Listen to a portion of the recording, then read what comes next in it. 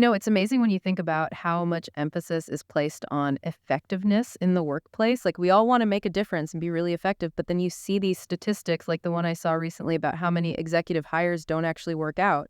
And it makes you think, like, are we missing something fundamental here in our quest to be effective? Yeah, I think that's a question that Peter Drucker was really grappling with decades ago, and it's what makes his work so relevant still today, like in the Peter F. Drucker Reader. He really tries to get to the core of management leadership and productivity and, give people a framework for breaking that gap between effort and results. And that's exactly what we want to do in this deep dive, is to kind of extract some of those core insights from Brucker's work and share them with you, the listener, in a way that you can actually apply them to your own life. We're not just talking theory here, we're talking actionable strategies for how to manage yourself better, how to contribute more meaningfully to your organization, and ultimately just become more effective in your professional life. And what's so interesting about Drucker is that he wasn't just some, ivory tower business guru. His thinking was really informed by history, by looking at things like how Japanese road systems were organized or, the command structures of World War II. He really looked at a broad range of examples, and that gives his conclusions a lot of weight. Okay, so let's jump into some of those conclusions. One of the first things Drucker tackles is the question of what makes an effective executive. And he immediately kind of pushes back on this idea that leadership is all about charisma or some kind of innate quality. Right. He was very adamant that effectiveness isn't about personality. It's about practicing certain behaviors. And he outlined 8 of them, and they're all very practical and down to earth. Yeah, the first one sounds deceptively simple, asking what needs to be done. But Drucker really emphasizes the discipline behind that question. It's not just about creating a to-do list. It's about actually taking the time to figure out which tasks are actually going to move the needle, not just the things that keep us busy or feel urgent. Exactly. It's that classic idea of effectiveness versus efficiency.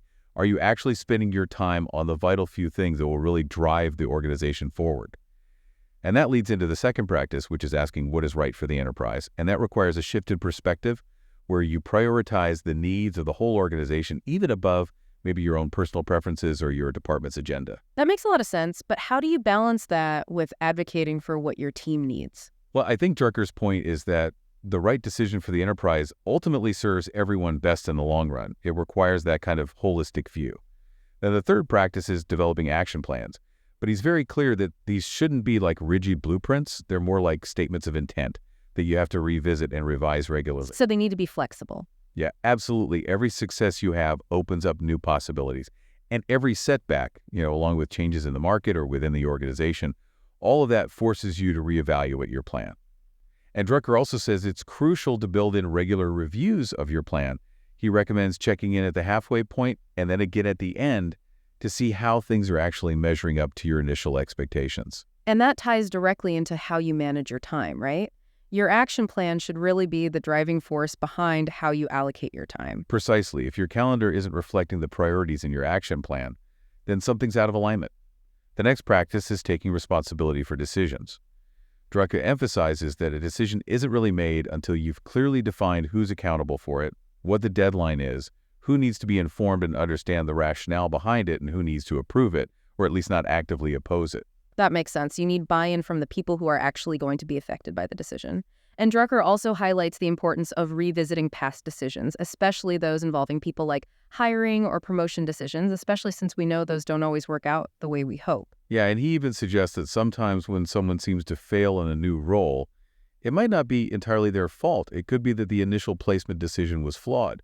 So regular review of those decisions can be really helpful, both for correcting course and also just for understanding your own patterns of success and failure. Then there's taking responsibility for communicating, which is about more than just, issuing orders from on high. It's about actively seeking input from your superiors, your subordinates, and your peers about your plans, and then sharing information proactively with them so they can do their jobs effectively. It's about creating that two-way flow of communication so everyone has the context they need. The next practice is a really interesting one. It's about focusing on opportunities instead of just problems. Obviously, you have to address problems as they arise, but Drucker argues that real progress and results come from capitalizing on opportunities that emerge from changes, whether those changes are happening within the organization or in the broader market, or even in society as a whole. So like new technologies, demographic shifts, changes in consumer behavior, those kinds of things. Exactly. And he even suggests restructuring management reports so that opportunities are presented first and problems are secondary.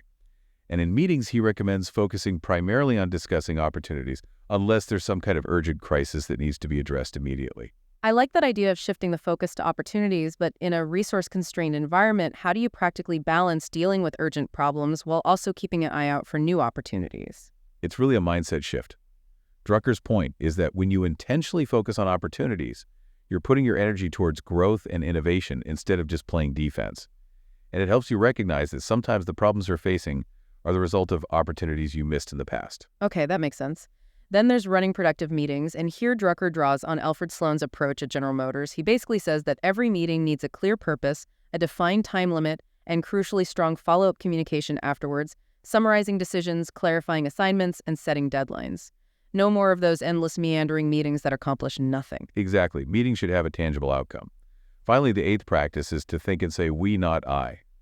This reinforces the idea that a leader's authority comes from the trust of the organization and that effective leaders prioritize the organization's needs and potential above their own personal ambitions. That's a powerful message. It's about creating a sense of shared purpose and collective responsibility. So those are the 8 practices that Drucker outlines for executive effectiveness, and they're all about taking action and developing habits, not just relying on some innate talent. Exactly. Now let's shift gears a little bit and talk about managing for business effectiveness. Drucker points out that a lot of managers feel frustrated because despite all the tools and techniques they're using, their economic performance isn't meeting expectations. And he argues that the solution often lies in getting back to some very basic concepts and rules of thumb. So simpler is better in this case. Exactly. He says that the fundamental job of a manager is to direct resources towards economically significant opportunities, which sounds straightforward enough, but in practice, a lot of organizations end up spending an inordinate amount of time and money on things that, even if done perfectly well, will have a very marginal impact on the bottom line. So it's that classic 80-20 rule, or in Drucker's case, the 90-10 rule. Yeah, he talks about the principle of normal distribution in business, which is the observation that roughly 90% of your results come from just 10% of your efforts or events, while the remaining 90% of events account for something like 90% of your costs. So basically, we tend to spend the vast majority of our resources on things that are only producing a tiny fraction of our results. And this often happens because resource allocation tends to follow the sheer volume of activities rather than the actual results they produce. So your most talented people and your most valuable capital can end up getting bogged down in addressing a huge number of low-impact activities simply because there are so many of them, and it feels good to be checking things off the list even if those things aren't really moving the needle. Why do you think that happens? Why do we focus on those low-impact activities so often? Well, I think there are a few reasons.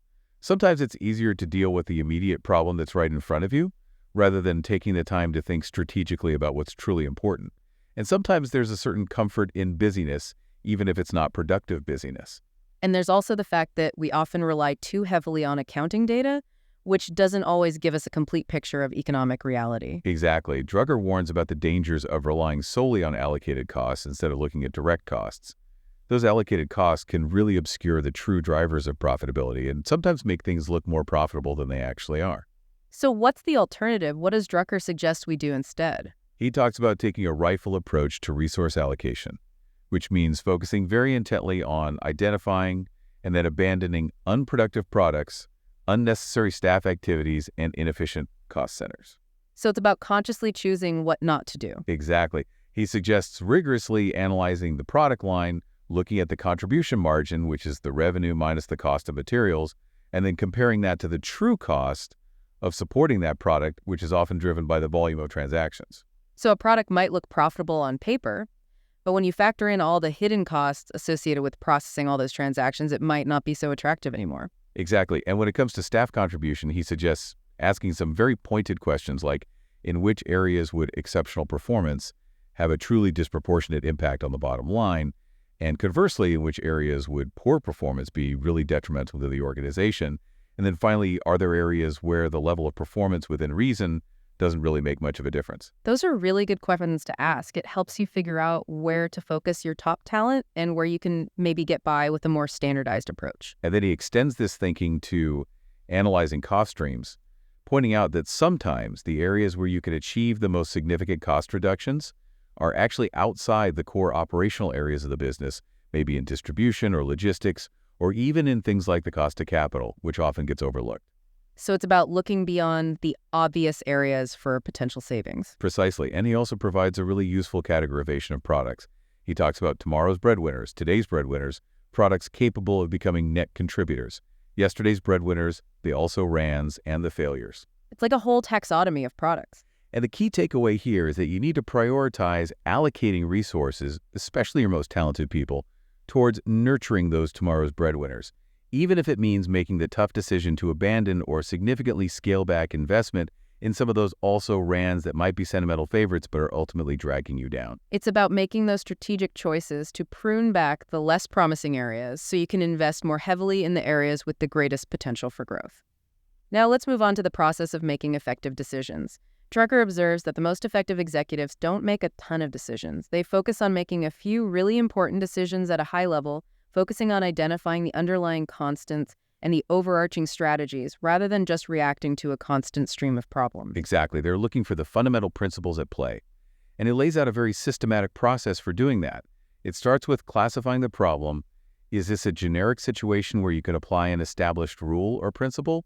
Or is this a truly unique event that requires a completely new solution? So we need to recognize patterns and know when to apply a standard solution versus when you need to come up with something totally new. Precisely. And the next step is to define the problem very rigorously.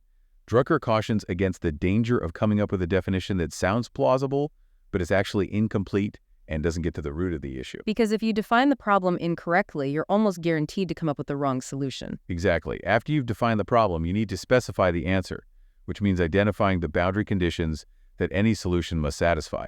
And he uses the example of the Bay of Pigs invasion to illustrate how dangerous it could be to have conflicting boundary conditions. In that case, the U.S. government wanted to overthrow Castro, but they also wanted to make it look like it was a spontaneous Cuban uprising. And those two objectives were fundamentally incompatible, which ultimately doomed the operation. It's a classic example of how a poorly defined problem can lead to disastrous results. Once you've defined the problem and the boundary conditions, Drucker says you have to decide what is fundamentally right as a solution, not just what is acceptable or politically expedient. So you have to be willing to stand up for the best solution, even if it's not the easiest or the most popular one. Exactly. And he acknowledges that you'll often have to compromise during the implementation phase, but your starting point should always be the solution that you believe is truly the best one. After you've decided on the best solution, the next step is to build action into the decision, which means clearly assigning responsibility for carrying it out, setting deadlines, and identifying all the parties who will be affected by it. He gives the example of a company that decided to discontinue a product line, but forgot to tell the purchasing department, so they kept ordering parts for it for years. It's a great example of how even the best decision can fail if you don't have a clear plan for putting it into action. And the final step in Drucker's decision-making framework is to establish feedback mechanisms you need to build in ways to continuously test your assumptions against reality, both through organized information gathering and through direct personal exposure to the situation. So you have to get out of the office and see how your decisions are actually playing out in the real world. And that feedback loop is essential for both learning and course correction. Even the most well-thought-out decisions can turn out to be wrong or become outdated over time. Now let's talk about people decisions. Drucker points out that executives often spend more time on personnel decisions than on anything else.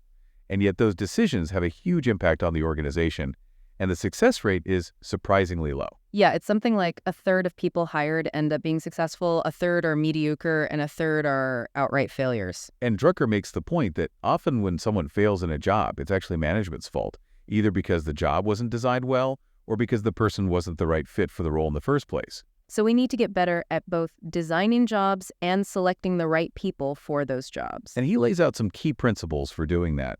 The first is to really understand the individual focus on their strengths and how they perform not just their personality or their intelligence. He tells the story of some brilliant European professionals who failed in American organizations because their style of working and communicating was just completely different and nobody understood it. So it's not enough to just hire smart people. You have to hire people who are a good fit for the culture and the specific demands of the role. Exactly. And once you've hired someone, the next principle is to put them in a job that aligns with their strengths, which again sounds obvious, but it's amazing how often we get that wrong. It's like that old saying, put round pegs in round holes and square pegs in square holes. Exactly. And then Drucker says you have to be intolerant of non-performance. Obviously, you need to be understanding and supportive, but there also needs to be accountability and clear expectations. So you can't let people just coast along if they're not meeting the standards. And he also emphasizes the importance of knowing your own strengths and weaknesses as a manager so you can avoid letting your personal biases influence your decisions. Self-awareness is key, and he also says that integrity is non-negotiable. You can't make exceptions for star performers if they're behaving unethically or violating the organization's values. Trust and integrity are the foundation of a healthy organization. And when you're making people decisions, it's important to involve the people who will be affected by those decisions. It shouldn't be a top-down dictatorial process. So get input from the people who are actually going to be doing the work. And finally, he advises against giving new people major new assignments right away. Give them time to settle and prove themselves in their core responsibilities and build up some confidence and credibility before you throw them into the deep end. It's about setting people up for success, not setting them up to fail.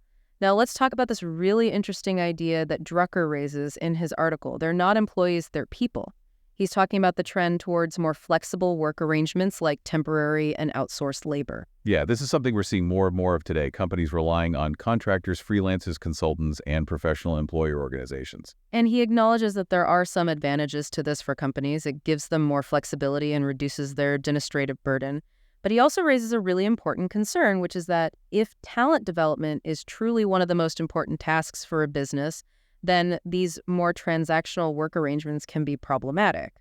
Right, because you're not investing in those people in the same way you would with traditional employees. And he identifies a couple of key drivers behind this trend. One is the increasing complexity of employment regulations, which makes it more expensive and risky to hire full-time employees. And the other is the specialized nature of knowledge work, which makes it harder for companies to find all the skills they need in-house. So they're turning to external experts and specialists to fill those gaps. And Drucker makes this really important distinction. He says that knowledge workers aren't really subordinates in the traditional sense. They're more like associate because they possess specialized knowledge and skills that the organization needs, so the relationship is more collaborative. It's a different kind of power dynamic, and he actually points out that sometimes these temporary staffing agencies and PEOs can benefit knowledge workers because they can provide access to a wider range of opportunities and maybe even better pay than they could get working for a single company. Which is kind of counterintuitive. You'd think that working for a temp agency would be less secure, but if they're really good at matching your skills to the right opportunities, it could actually be more beneficial for you. Exactly. And he even cites data suggesting that job satisfaction is actually pretty high among people who are co-employed through these PEO arrangements. That's really interesting, but Drucker's main point is that regardless of how people are classified or what their employment status is, organizations still have a responsibility to manage them effectively and to ensure their productivity and well-being. Because ultimately, they're all people who are contributing to the success of the organization. And he draws a contrast between the traditional industrial workforce, where the systems and processes were designed to serve the needs of the employer, and the modern knowledge workforce, where the systems need to be designed to serve the needs of the worker. It's a really fundamental shift in thinking. Exactly. And the goal should be to free up managers from all the administrative burdens so they can focus on developing the potential of the people they're working with. He compares it to the role of a university department head or a symphony conductor who's there to enable and empower the individuals on their team. And he concludes with this really powerful statement: employees may be our greatest liability, but people are our greatest opportunity. It's a great reminder that we need to look beyond the legal definitions and see the human beings who are driving our organizations forward. So after this deep dive into Drucker's thinking, what are some practical takeaways for our listeners? What can they actually start doing differently in their own work lives? Well, there are a lot of things they could do, starting with self-assessment. Drucker recommends implementing a system of feedback analysis for your key decisions so you can track how well your predictions match up with reality. It's a great way to identify your strengths and weaknesses and learn from your mistakes. So you basically write down what you expect to happen when you make a decision, and then a few months later you go back and see how things actually turned out. Exactly, and it could be really eye-opening. You might be surprised at how often your predictions are off base, and that can help you make better decisions in the future. He also recommends reflecting on your preferred work style and how you learn best. Are you a reader, a listener, a doer? Do you thrive in a structured environment, or do you prefer more autonomy? And finally, he says you need to clarify your core values and make sure they're aligned with the values of your organization, because if there's a mismatch there, it's going to create a lot of internal conflict. It's about finding that sense of congruence between your personal values and the values of the organization. Now, in terms of effectiveness in your day-to-day work, Drucker's fundamental question, what needs to be done, is a great starting point. It forces you to prioritize and focus on the tasks that will actually make a difference. And instead of just focusing on problems, look for opportunities for growth, innovation, and improvement. And when you're in meetings, be proactive about making them more productive. Make sure there's a clear purpose, an agenda, and follow-up action items. And when it comes to making decisions, follow Drucker's systematic approach: define the problem, identify the boundary conditions, decide what's right, build in action, and establish feedback mechanisms. And in terms of managing others and also being managed, be aware of Peter's strengths, weaknesses, and preferred work styles, and advocate for clear expectations, clear responsibilities, and regular feedback. And always remember that everyone you work with is a person with potential, regardless of their job title or their employment status. So to sum it all up, I think the real power of Drucker's work lies in these core themes: prioritizing effectiveness over efficiency, approaching decision-making, strategically understanding and valuing the people you work with, and being adaptable in a constantly changing world. And these aren't just one-time fixes. They require ongoing effort and a commitment to personal growth. It's about developing habits of effectiveness. And I think that leads us to our final thought for our listeners today. Drucker said that in the knowledge economy, the system needs to serve the worker. So the question for all of us is, how can we apply that principle in our own work lives? Whether you're a leader or an individual contributor, how can you help create an environment that unlocks greater productivity, engagement, and fulfillment for yourself and the people you work with? That's the challenge we leave you with today. And we also encourage you to think about which of Drucker's principles resonated most strongly with you and how you might start putting them into practice in your own work. The Peter F. Drucker Reader is a treasure trove of wisdom, and we've really only scratched the surface here today, so we encourage you to explore it further and see what else you can discover. Thanks for listening, and we'll see you next time.